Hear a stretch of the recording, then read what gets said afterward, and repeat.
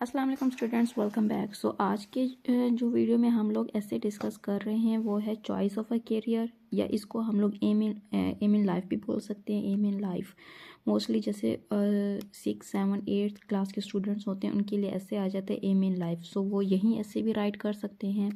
और जो higher level पे क्लासेस हो जाती हैं जैसे 10th FSC और BSc, तो उनके लिए सिर्फ टॉपिक का नाम चेंज हो जाता है, बाकी क्राइटेरिया सारा का सारा वही है।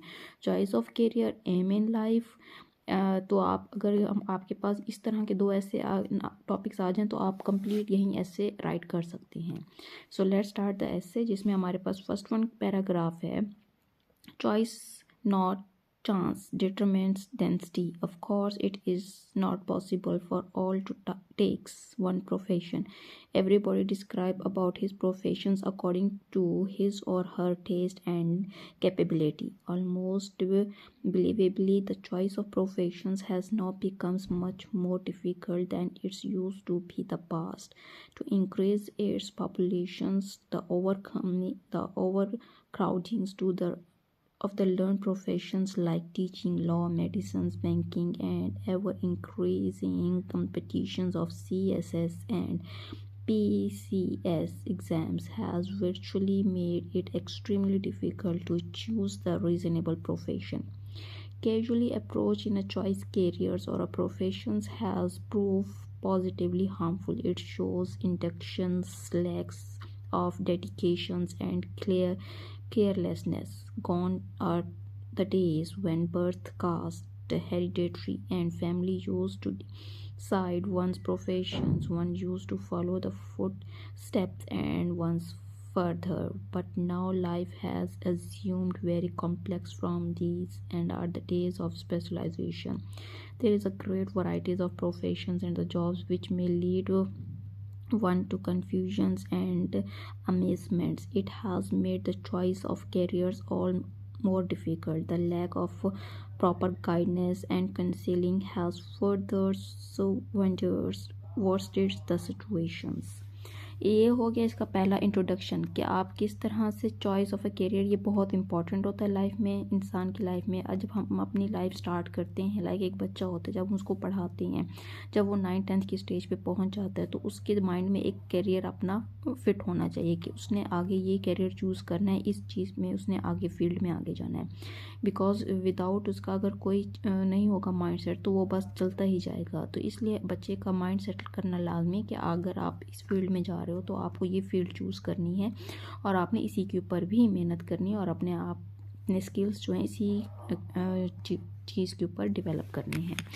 बहरहाल ये इसका इंट्रोडक्शन हो गया। उसके बाद आप इसका ये पैराग्राफ देख सकते हैं, the youth mens and womens are after grouping. इसके बाद ये इसका पैराग्राफ आप लोग राइट कर सकते हैं।